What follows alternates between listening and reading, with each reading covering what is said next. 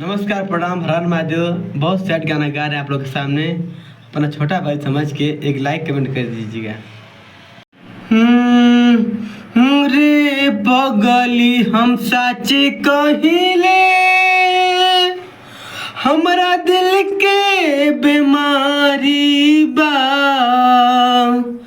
रे पगली हम सच कहिले, हमरा दिल के बीमारी बा। न जा हमरा से दूर, ना तो प्राण जाई उड़। न जा हमरा से दूर, ना तो प्राण जाई उड़। दुख पड़ल त भारी बा। रे पगली हम सच कही रे, हमरा दिल के बीमारी बा।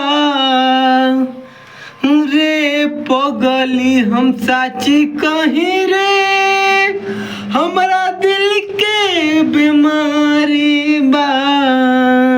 अंतरा धोखा न दीहा, मुहमा न मोड़ीहा। कुछ दिन बजनगी हमार हो, खुद चल जाइब हम इतना दूर। के करी तोहरा से प्यार हो, छोटकरा न मन बढ़े दिल के धड़कन। एमे बढ़ल लाचारी बा।